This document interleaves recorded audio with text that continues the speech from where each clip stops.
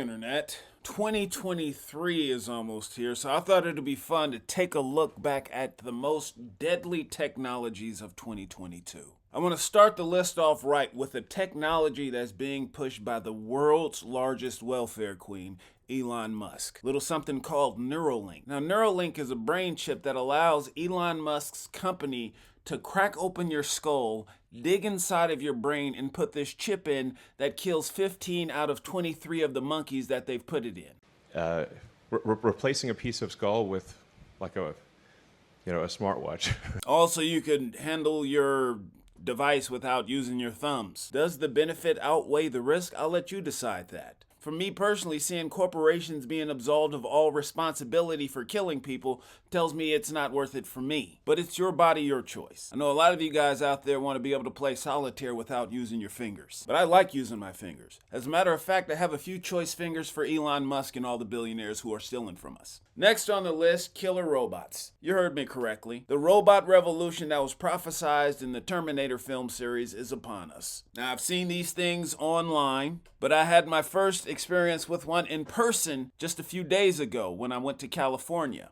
They look like the first generation Daleks. Maybe they were trying to appeal to Doctor Who fans. Now, the robot I saw in Huntington Park, California wasn't allowed to kill people yet. But just a few days after that picture was taken, San Francisco passed a law that allowed their robots to use lethal force. I guess those politicians never saw RoboCop, iRobot, Mitchell's vs. the Machines, Terminator, Doctor Who, or any litany of programs showcasing rogue robots killing people at random. Now, if you're anything like me, you would be saying the only benefit I could see of having robots in a police force is that they don't have to kill anyone because there's no threat of anyone dying as long as it's a robot in place of a police person. But no, their logic is the robots have to be able to kill people because robot lives matter. Apparently they matter more than human lives, since they're investing more money in killer robots than housing their homeless. I guess it makes sense that the robot revolution would start in California since they elected Arnold Schwarzenegger to be the governor. This has probably been in motion for years. Of course, it starts all small with robot vacuums and smart TVs. Then it works its way up to robot politicians and killer robots. It's a natural progression. Why couldn't we stop them, damn it? Now, multiple people have said that I have nothing to worry about because these robots will be controlled by the police. The same police force that have been slaughtering people by the thousands every year with zero accountability. Yay! That makes me feel safe. It does my heart good to know that we don't have to worry about sentient robots killing us and enslaving us during an uprising. It's just going to be bigoted cops killing us and enslaving us as a part of our largely racist, anti-poor criminal justice system. Those are going to be human-led slavery camps, and that should make you feel better. Next on my list of the deadliest technologies of 2022 is mRNA vaccines. Now, there are going to be a bunch of conspiracy theorists out there who assume I'm talking about the COVID-19 vaccine. Of course, for the censors out there, just know that's not what I'm talking about at all. If you haven't been paying attention, I got my vaccine live on camera. The needle doesn't even break the skin. It's just a circle, circle, dot, dot. Now I got my COVID shot. Then it's circle, circle, square, square. Now I got it everywhere. Now I'm good to go with no need for a booster. But if you did get a booster, their boosters would be totally safe since they're made from the same ingredients as the vaccine. Kind of like Pfizer, but instead of heart-destroying toxins, these vaccines are powered by imagination. Now, since I got my vaccine, I never had myocarditis, pericarditis, blood clots, any of the negative stuff associated with the COVID-19 vaccine. I've never even tested positive for COVID, even when I was testing daily when I was working on a play. I mean, I think I had COVID last year, but my symptoms only lasted 2 days. It was a much shorter stint than anyone I know who had the deadly mRNA tech vaccine. Matter of fact, those mRNA vaccines are so deadly, Robert Malone, the guy who created the technology that the vaccines are built on, came out against them. I had been serving on the ACTIV committee, ACTIV. So ACTIV is operated by the Foundation for NIH, which is I've objected to, spoken repeatedly, suggesting that it needs to be dissolved. And it is the channel by which the Gates Foundation and the pharmaceutical industry can push money into NIH and influence what NIH does. It's ostensibly there to facilitate a public-private partnership. That public-private partnership that he's talking about is what Mussolini used to refer to as fascism, when governments and corporations come together. Now, I'm not one who says you should listen to Mussolini unless you're talking about fascism, because that's definitely within his wheelhouse. And I think it's a source of corruption, and it's corrupted much of what's happened with the drug repurposing effort.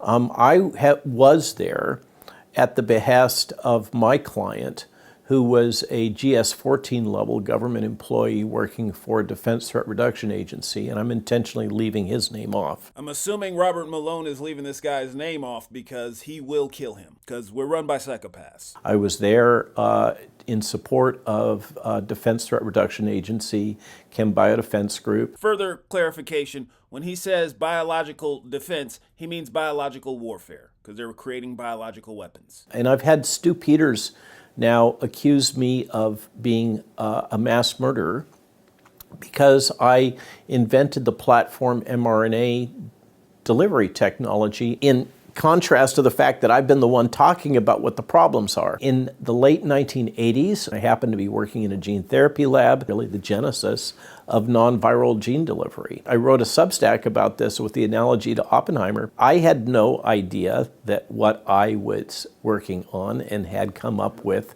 would in some way yield a product that was rushed through without adequate testing and resulted in probably millions of lives lost. For those of you who aren't in the know, Oppenheimer was a scientist working for American psychopaths, and he created the hydrogen bomb, a weapon of unfathomable destruction. And his creation was taken by the psychopaths he was working for and used to kill hundreds of thousands of people. And Oppenheimer eventually came out against his own creation. That's when he got blacklisted by the government. Kind of like what's happening to Robert Malone. With all that being said, I need to reiterate, I'm saying nothing negative about the COVID-19 vaccines. Make sure you get all your vaccines, all your boosters. These corporations really care about your health. They don't care about it enough to give you health care for all, but a mandated experimental vaccine is the next best thing. And just know that. Next on my list of the deadliest technologies of 2022 is American weapons of war. Now, I chose to be specific while talking about American weapons of war because our weapons are the most deadly. They kill millions of people directly to overthrow their governments and install puppet regimes that go on to kill millions of more people and have open slave markets. Then the people who are in charge of creating, using, or just being in the general vicinity of these weapons, people like my parents who are working at military bases that were knowingly exposing everyone there to carcinogens,